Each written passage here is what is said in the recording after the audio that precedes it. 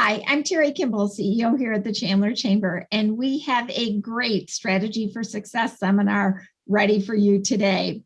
With me, we actually are going to be talking about Cybersecurity 101, important tools that you need to know to protect your business from dangerous internet threats. And I'm telling you, it's all over, so I can't wait to hear. But I have two experts with me here today. I have Shar Kamens and Dave Siebler with Nexus Tech joining us. So thank you guys for joining me. Yeah. Thanks for having us. And just a little bit, I want to give you a little bit of a bio background on them so that you really know that they are the experts. Shar has worked in the information technology industry for over 25 years. She started off as a developer and then moved to project management and then manager. She is involved in overseeing hardware, software installations, data conversions, end user training, and developing IT operations manuals. She moved into the IT sales working for software companies that provided solutions in business analytics, mobile device management, mobile app development, and mobile services, and as well as customer relationship management, CRMs as known, and cybersecurity. So she really has that full background. Now she's a client executive for Nexus Tech, which is a technology outsourcing services organization providing solutions in IT services, cloud solutions, backup, and disaster recovery. Microsoft product solutions, networking, help desk, and cybersecurity. Shar has a bachelor's degree and an MBA in business administration and IT. She enjoys helping people in need and is a volunteer for two local nonprofits in the Phoenix area. So Shar, thank you for joining us. And I've known you for many years, and I really appreciate you being here. And Dave, you're right next to one of the best here. So Dave is a regional sales manager for the Arizona and Utah region. He's responsible for growing a sales team that delivers IT and technology outsourcing services to the Southwest with Nexus Tech. Dave has worked for over 20 years for some of the largest and fastest growing technology providers in the Phoenix IT market. Prior to joining Nexus Tech, Dave was an integral part of a team that doubled and then tripled CyberTrail's LLC revenue over the course of 4 years. That was just before their acquisition in Nexus Tech. Before that, he spent much of his time at Insight Enterprises, selling over $4 million per year, and hardware and software. And then later at Microwave. He's a graduate of the University of Phoenix with a bachelor's in marketing and is active in the local IT community. Dave also spends much of his free time with his family and making music with many members of the local Phoenix music team. So, all right, Dave, I just have to tell you tell me what kind of, I see a keyboard back there. Is that the only instrument you play? No, I play guitar and saxophone. Those are probably my two main instruments. Well, if you play saxophone, you can play a flute. Yes, I had to learn flute because I did start in college on music, so I had to learn to play flute and clarinet. It's been many years, but yeah. Well, I can't wait to hear what you two, as the experts here, especially in cybersecurity, this is a scary world we're living in right now. Yep, that's for sure. So I am going to turn off my microphone and my screen, and I'm going to let you two take it from here. And I'll be taking lots of notes. So thank you. Okay. Great. I'm going to share my screen here. Everybody see that? Got it. Okay. Okay, let me get it down. Oh, whoops, there we go. So at Nexus Tech, our mission, our mission is to help small to medium-sized businesses so that we'll take over your technology so that you can just worry about your business and not what the technology solutions are. Okay, our market is the small to medium-sized businesses, and we are 1% of the 40,000 partners that Microsoft has. We're in the top 1%. We've been in business for over 25 years, and we have offices and engineers across the United States, including a local presence here in Phoenix, Arizona. We are a 24/7, 365 monitoring IT company. And all services of our services are a predictable monthly fee and not a capital expenditure. We support and implement a number of different vendors so that we can look at each of our customers' particular needs in their business, and then we can find the best solution for them. Oops, I went too far. There we go. Dave? All right. Yeah, I'll jump in on this one. This is just kind of an overview. I know this is a kind of a cybersecurity centric discussion, but just briefly, what we do as a company here. The first tile there, managed IT services. That's at the end of the day, that is our bread and butter. That is kind of the core of our business, and it covers a lot of things. Mainly, it gives customers the peace of mind that somebody is keeping their infrastructure, their desktops, their network monitored 24/7, patched, up to dated, everything up to date security wise. And that if there is some sort of bump in the night, we have our network operations center have eyes on it, so we can kind of stop security incidents or downtimes. We work with carriers and all the different manufacturers to make sure your enterprise or your fleet of laptops or even your servers, no matter where they are up and running and up to date and reportable. We can send reports to show all that. And then if we moving on to the cloud services, of course, cloud is a huge buzzword these days, and everyone is talking about the cloud. So we have our own Nexus Tech cloud that's state of the art that we invested millions of dollars in last year. We've been doing this for many years as a company, but last year we really revamped the whole thing, and it stretches across 3 different data centers across the country, in Vegas, Houston, and New Jersey, to have a geo-redundant infrastructure that you can run your servers in or run your desktops in, desktop as a service, which isn't talked about a whole lot, but it's definitely a growing field. And it competes with, Amazon, Azure, and all those players. Although we are an Azure Gold partner, and we do Azure services as well. Backup and recovery is, we have a few different options there, and basically we provide managed backup services where we can, wherever your infrastructure is, whether it's local or in the cloud or some other data center, we can provide backups at the point of the system and then send them across cloud or across the internet, basically to the cloud, which is basically where we would manage the backups and make sure everything's running. And worst case scenario, if something happens on site, we can do a recovery for you and provide DR as a service, disaster recovery as a service. And then of course, cybersecurity is its whole other section, which we're going to get into a little deeper here. Communication services. We do have partners that provide voice over IP hosted in the cloud. Ring Central, 8x8, Mitel, ShoreTel are some of the most some of the biggest ones that we work with, and so we have plenty of offerings around there. Professional services is mainly kind of like one-off projects, like you have an old server that you need to migrate up to the cloud, maybe, or upgrade the operating system, or you need to install a new firewall, a new network device.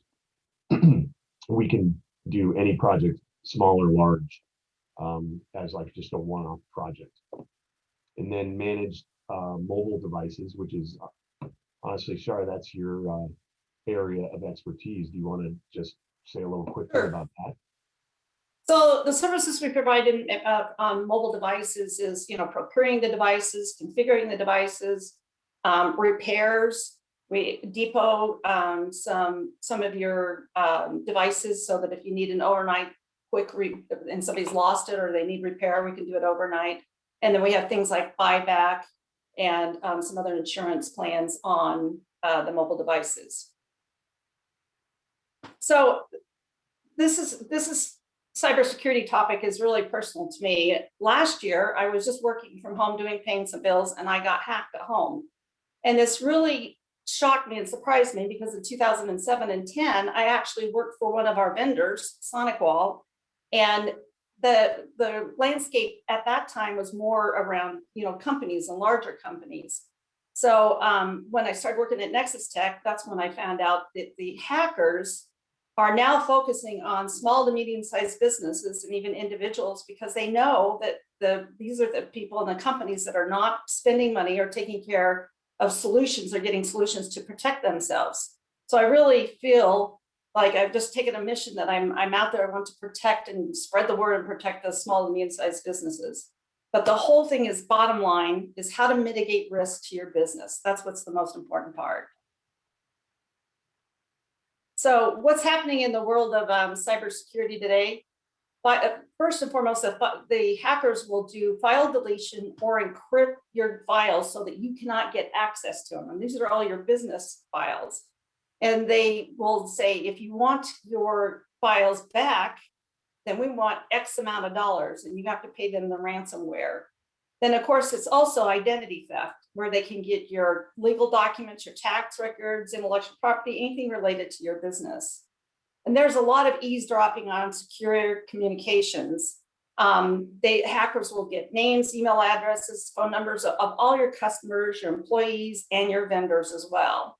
And then they also do a lot of compromising on business emails. They'll sit in your network and on your servers watching the behavior of people so that they can mimic it. And one example is, which is a true story, is that they were watching a CEO, how he worded things and the way he wrote his emails, and sent an email that made it look like it was from the CEO out to accounts payable and said, hey, transfer money to this, wire money, pardon me, to this particular account that had happened.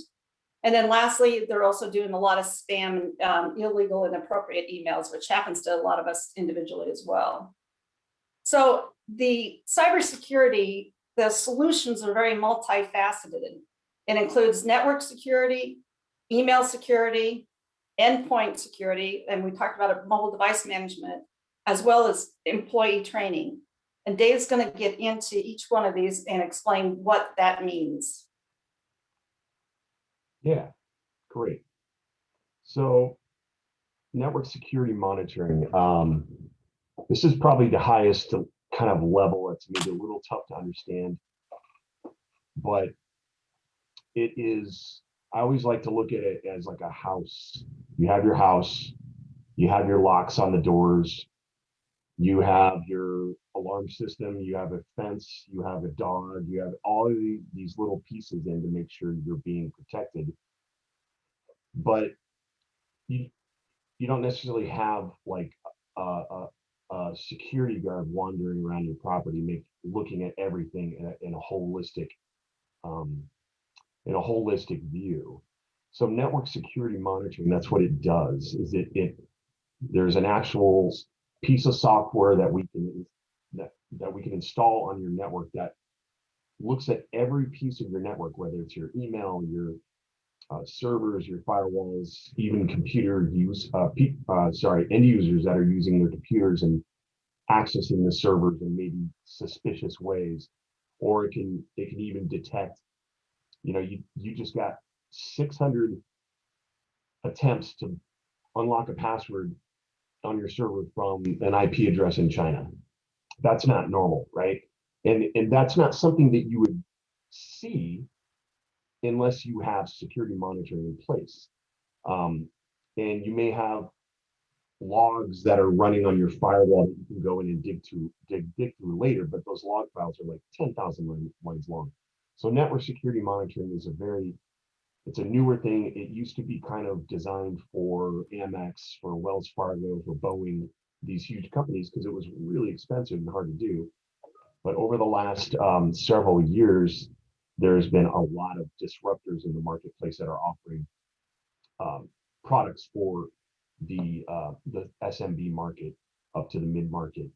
And so that's what we do. We work with these vendors, and since we have a 24/7 knock, they communicate with our knock. So if at 3 in the morning something is happening, we'll know about it, and we can take steps to stop it and remediate whatever may be happening. And then as I mentioned before, with the reporting from our managed services, all of these security monitoring services come with executive summary reports on a monthly basis. So you can show them to um, whoever you might need to show them to for compliance reasons or cybersecurity, which are insurance, which I think we're going to get into a little bit later anyway. That's essentially the other thing about, it's not only preventing hackers from coming into your network, because some of the most secure places in the world still get hacked. Like we just heard about SolarWinds all over the news, and they were hacked through a company called FireEye, which is one of the top IT cybersecurity companies in the world. They got hacked, and through FireEye, they were able to get tools to hack into SolarWinds, who was also one. So it's not like, the idea is to prevent hackers, but it's also to be able to mitigate any damage immediately and quickly, and then understand what happened and make sure no data is breached. So it all goes into that. Very high level stuff. I love talking about it though. It's exciting for me. Yeah, let's go to the next slide.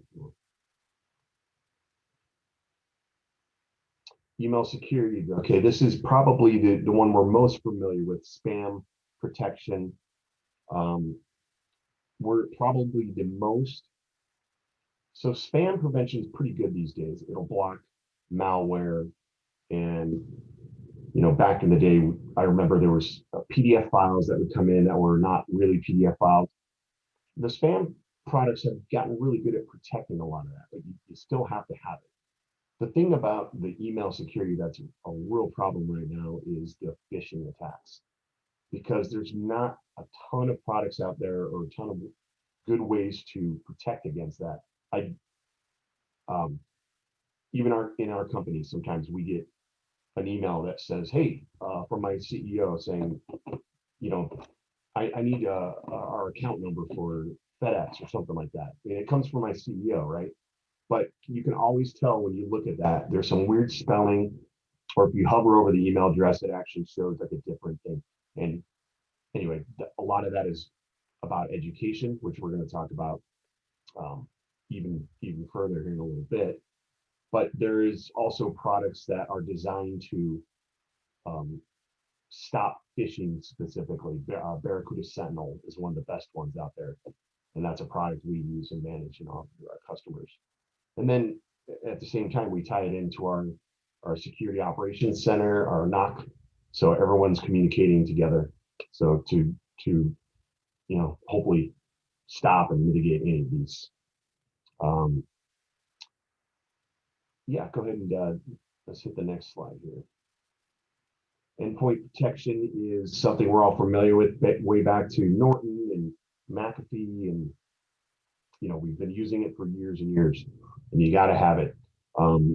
But there is newer technologies out there that are endpoint protection, but they're considered next generation endpoint protection, where they use artificial intelligence and heuristic behaviors to sort of predict what a normal user behavior would look like. And without getting into too much detail, it's the old traditional Symantec's and Norton's and McAfee. They use what's called a signature base, and it's like a community of security companies that list like a catalog of known threats, and then they read out, they go out to that website and check those threats. And so if they see your computer doing that, they'll block it. The problem with that is that those threats have to be analyzed before they're uploaded to the signature base, and that usually takes anywhere from 30 to 45 days. And what we're seeing now is what they call 0-day attacks, which happen. You can make a mutated ransomware script and send it out, and the signatures haven't even recognized it yet. So the artificial intelligence understands the behavior that some of this malware, this new malware, is going to see, and it will block it. But it doesn't disrupt the user of the device. Most of the information that it's reading is cloud-based. It's very incredible technology. But yeah, we use like Cylance and Sentinel-1, not Barracuda Sentinel I mentioned. It's a different product, Sentinel-1. Those are the two main ones that we use, but there's Carbon Black is another one, but these are all examples of next generation antivirus that everybody should be using, I think. Okay, yeah, next slide. Manage mobile device protection. This is what we were talking about here. This is, we're all working remote. We're all using our cell phones, our iPhones, our Androids, tablets, and laptops even that we're taking out of the house. So bring your own device is a huge problem today. So you need to have ways to manage your mobile devices that are not in your building, and sometimes not even on your domain or on your network, because a lot of us are just working from home, signing into Office 365, and then if our home device or our personal device gets infected, that can be transferred to the corporate infrastructure, and that's a bad day. And we're seeing a lot of that happen. And sometimes it happens through phishing, through email, but a lot of times it happens through people that are just compromised on their phone. The remote wiping of company data on mobile devices is super important, because if you have to terminate, or if somebody loses their laptop, or they get terminated, or they quit, or they resign, or whatever, you need to be able to instantly get rid of all corporate data. So, do you have anything to add there? Sure. No, go to the next one. Okay, yeah. So yeah, so we have a work from home security bundle. And this has been really popular over the last year. And it combines the next generation endpoint protection, the email protections, both spam and phishing, and Office 365 backups and monitoring. And it's essentially what home workers should all have. I realize a lot of home users probably have some of this or some form of this, but what we do is we curate what we feel are the best products that we've vetted, and we have trained our entire staff to be able to support. So you have the best in class products, and then you have a 24/7, 365 support desk to call, which is, by the way, located here in Phoenix. And then we have some rollover help desks there in Denver and LA, but for the most part, our help desk is here in Phoenix, so it's very handy. Employee training, very, very important. We talked about phishing, and employee like social engineering and things like that are probably the number one issue with people or bad actors getting in. And that can do everything. That can be anything from bad password practices to clicking on links they're not supposed to, or getting tricked by a phishing email. And so there's a ton of training out there, and we're noticing like a lot of HR departments or cyber insurance companies or compliance related needs are actually requiring this now. And there's several different ones out there, but we have partnered with a couple of the top ones, and it's like a monthly or weekly training, and they're usually fun, and they're pretty engaging. It just gives you an idea of what's going on, and you can monitor your employees' progress on that. So if you see, nobody's looking at it, you can, make some noise and get everybody get on it. But yeah, like the whole idea here with the training is to empower organizations to become their own defenders against cyber threats. And this is all just part of the layer of security. It's like, you have the guard dog, maybe you got the security guard now, but now you got to be smart enough not to open the door just to the pizza guy who's not really the pizza guy or something like that. That's what the training is about. So. And I'd add one other thing too, David, let everybody know we do that internally at Nexus Tech, and all the employees have to do these video trainings once a week. So we practice what we preach. Absolutely. Yeah, we do that every week. I've learned some really cool things from that. Yep. What to do? I mean, there's a ton of stuff involved in security, right? It seems like it's never ending.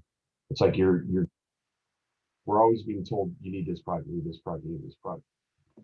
And it is kind of an ever evolving landscape. So cybersecurity is, it's just, the hackers always seem like they're one step ahead of us, right?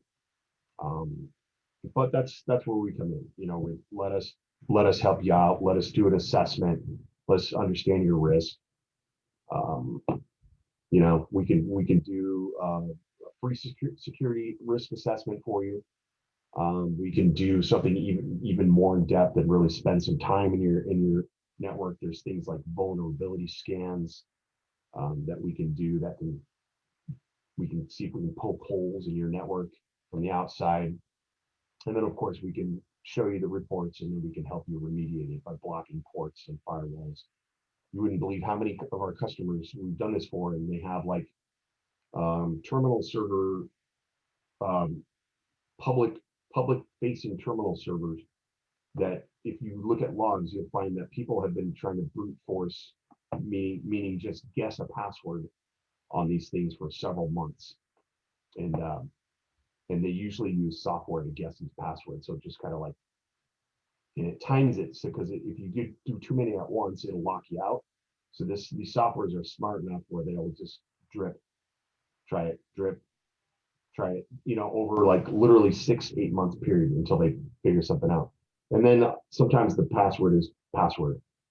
I mean, it's amazing how many times we find, and it's so frustrating. But yes, don't give up. Don't give up. We can help. What else we got here? Oh yeah, so cybersecurity insurance. This is becoming more and more important. As I mentioned, a lot of these insurance companies, AIG is one.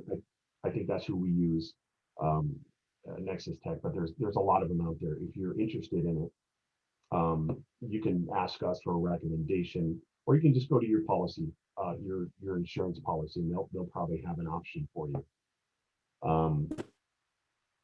But it can definitely protect you if something does happen.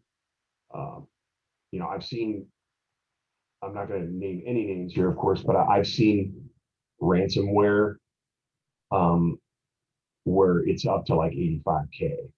And it's not just 85K cash. You got to get $85,000 of Bitcoin somehow and get it to these hackers within a 48-hour window. So it's extremely difficult. Now, I will say that typically we've seen that when we've had to pay, if we can't get any of the backups or get their data restored, we usually get the data back. If they didn't, then the hacker ransomware business model wouldn't work, I guess. But it is an incredibly painful experience. Even if if the ransom's not that high. And you can see some of the stats here. But your cybersecurity insurance is going to have a premium per month, and they're going to ask you, what are you doing? What do you have for your antivirus? Do you have a next gen antivirus? Do you have a network security monitoring service? How many do you have home users that don't have multi-factor authentication built in, et cetera, et cetera? So they're going to ask you those things, and if you don't, you have to put them in. Otherwise, your premiums will be higher, just like any other kind of insurance. skydivers and probably have higher health insurance than we do, you know, that kind of thing. The more risk you take. So, you know, at the end of the day, it's not just about cash too, because it's, you know, if you're getting, if information is being leaked, it could completely destroy your reputation. We've seen that many times, you know, all the way back to Target and Sony and all these huge companies. It affects your supply chain, the vendors that you work with. It's a bad day when stuff like that happens. So we try to mitigate that. Now, what's the next slide? Yeah, this is a good one here because a lot of we've seen a lot of people say, "Wow, we don't really have a whole lot of data. We're small." But what we're finding is that hackers aren't necessarily trying to get your small company data. They're trying to find your suppliers or your bank or your, you know, we've had hackers try to get like SRP logins or like Bank of America, and we've had customers that were small businesses that Cox Cable just came in and shut off their internet because they got a message from Bank of America saying somebody on your network is trying to do a denial of service attack, which means they're trying to flood everything to Bank of America. And of course, the company was like, "What are you talking about?" And they had to come in and look at it. We had to get in there for like 3 or 4 days and find out what was going on. It cost a lot of money to remediate. And then, of course, now they're standing with Bank of America is suspect, and they have to go through a whole risk assessment with the bank. And it was just because some hacker got in. We couldn't figure out how they got in. It was probably a phishing. It was probably somebody opened an attachment or didn't understand the email wasn't coming from the CEO or the accountant. But all this information is super important here. This is part of the education.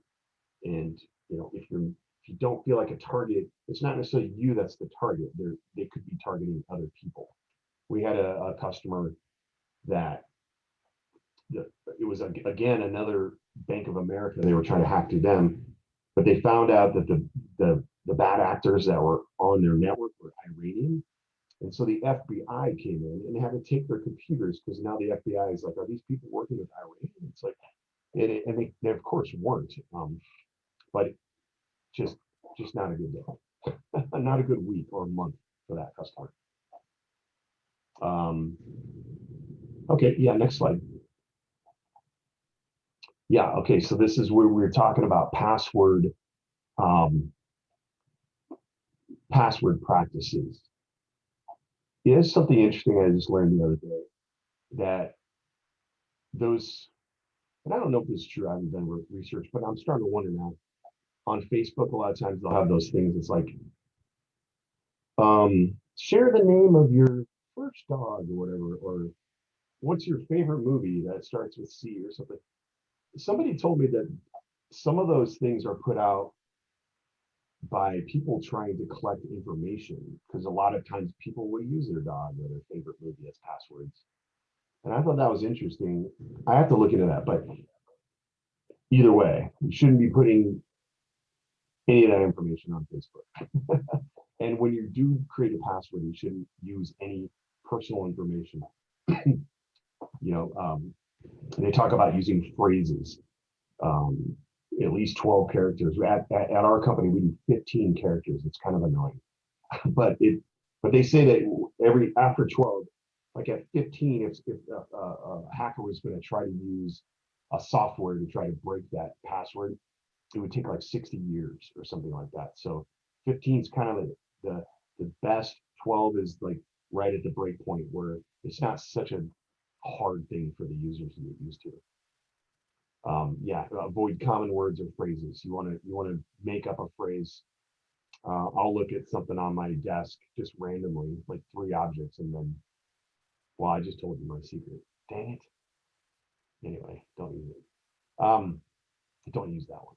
Multi-factor authentication is, I'm sure we're all used to this, and if you're not using it, for your corporate information, you absolutely should. It's for your Microsoft 365, your email, or any major applications that you're using at a corporate level. And essentially, we've all seen it with probably, geez, things like SRP or the DMV. I was trying to renew my registration. I had to get the text code and put it in my phone to get in there, and that's multi-factor authentication. Without this in your hand and getting that code, they can't hack into your account unless they have your phone. But then now they need to get into your phone somehow. So it's definitely one of the best ways to secure your organization. And there's a lot of pushback from users when you put in multi-factor, because it is kind of annoying. You might have to do it 5-6 times a day, just depending on your system and how you have it set it up. And it is annoying, but it's not as annoying as getting hacked. So yeah, you got anything to add, Shar? Did I cover everything, or? I think you did a good job. All right. Well, let's go ahead and open up for question. And I actually have several of them right here. So, Shar, I don't know if you want to take down your screen so that they can see you and Dave there. But you talked about the two-step authentication. And so talk a little bit about that, because sometimes they have that two-step coming to your cell phone.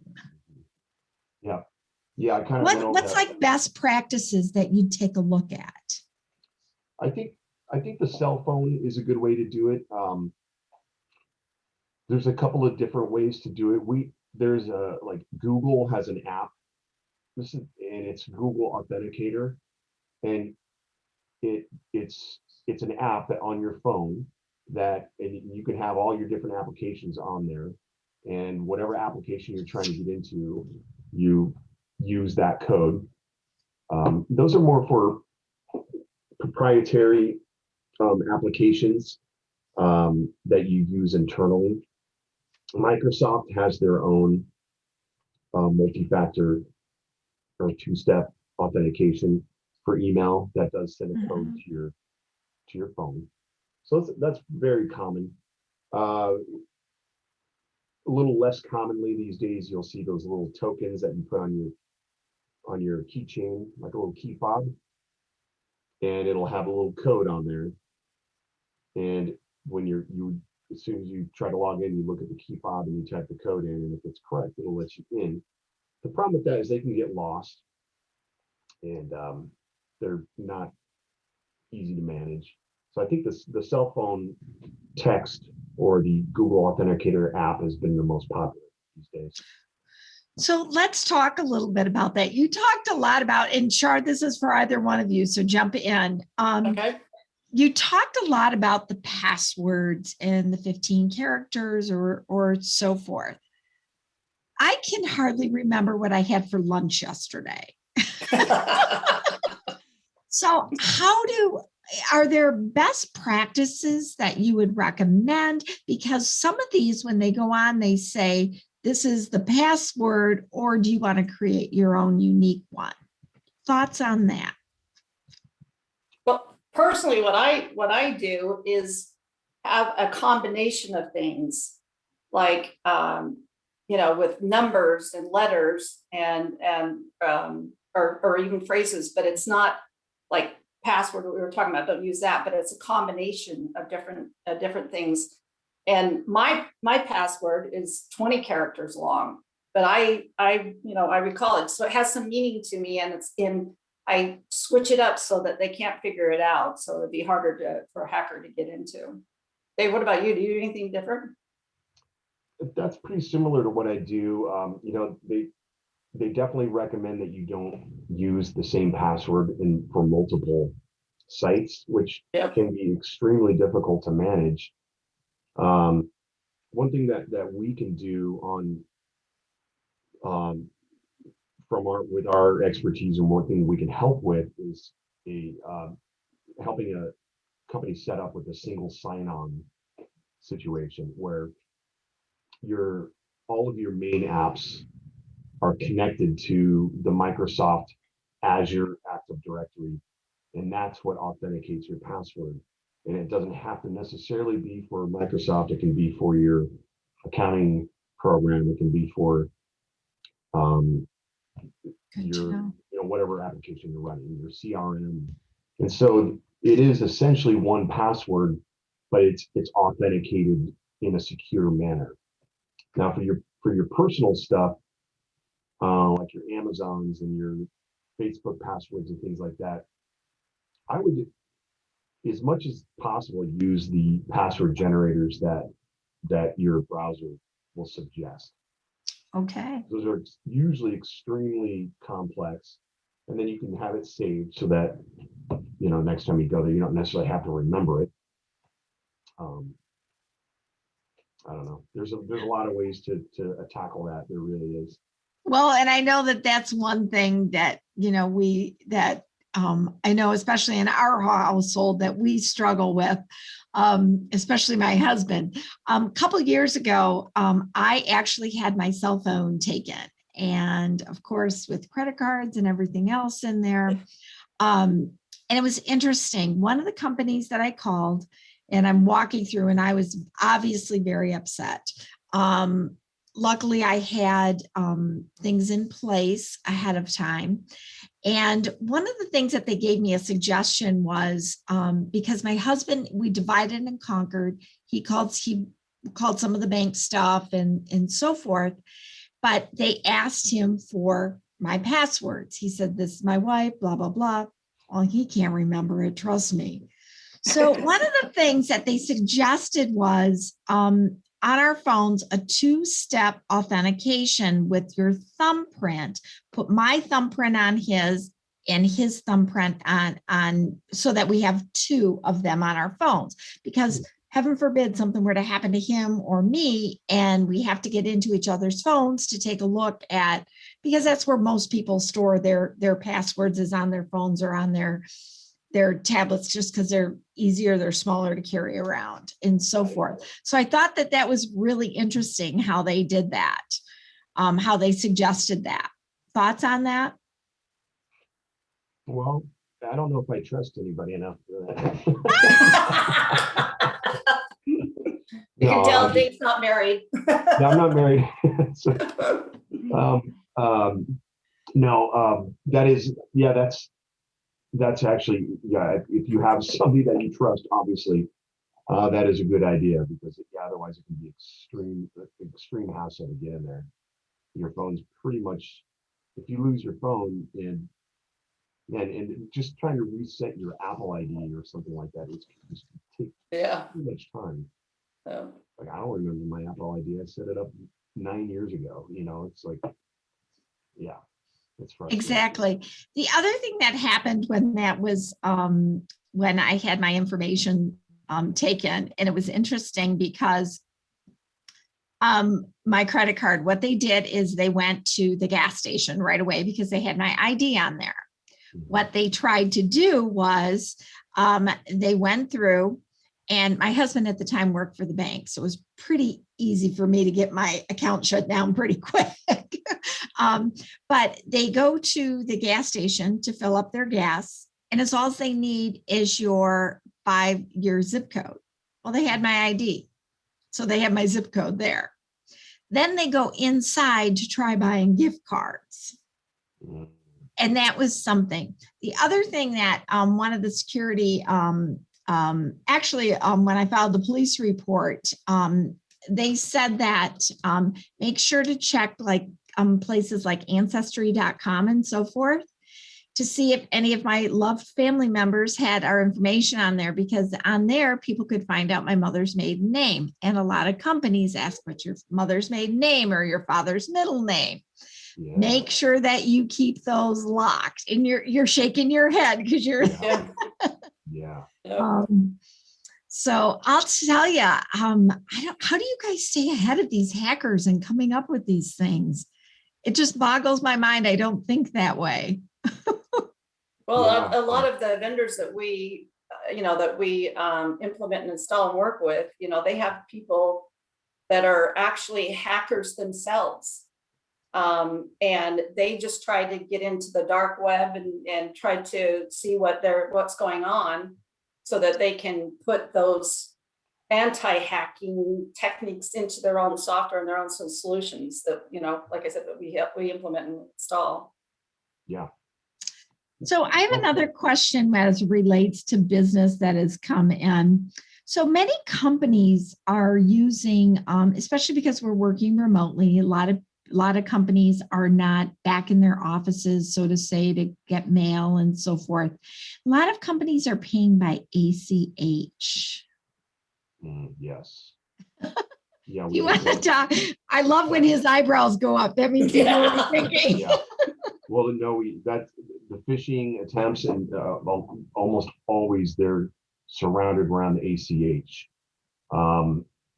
and that's been a vector, an attack vector we've seen increase a lot over the last 2-3 years. There's a lot of security set up around the ACH now too. One of the things that is probably important, that's not necessarily an IT thing, just more of a physical security thing, is companies should set their ACH limit pretty low. And, unless, and if they need it higher, then I don't know what a threshold would be for a company. Let's say $1,000. If they need it higher than $1,000, then they need some extra physical proof that the ACH is coming from somebody, and it could be two-factor. It could be like I've seen companies do codes that are only provided to the end users. So that way, if somebody does get in there and figures out how to get in the ACH, they can only get so much. What is the strangest, and I'll go to Dave first and then Shar. What is the biggest aha that you've heard from a client or something that, obviously we're talking about cybersecurity, so it couldn't have been very positive. What's your biggest thing that stuck out in your head that happened to a client? Wow, I've seen a lot of different ones. They've seen a lot of it. Yeah. Yeah, that I would say probably the biggest one and probably the worst scenario I've ever seen was a company that had they had basically what's considered a flat network. And I'm not a network guru, so I'm not going to be able to explain it in depth. But essentially what it means is that this company had 50 or 60 locations all around the country. And if you had domain access to one network, you had domain access to the entire network, which is not how you're supposed to set it up. Every network's supposed to be segmented, and they call them virtual public networks. VPNs. Yeah, VPNs, exactly. They're not supposed to be direct access. And this was a large organization that got one of their offices got ransomware, and it spread through the whole company like within a day.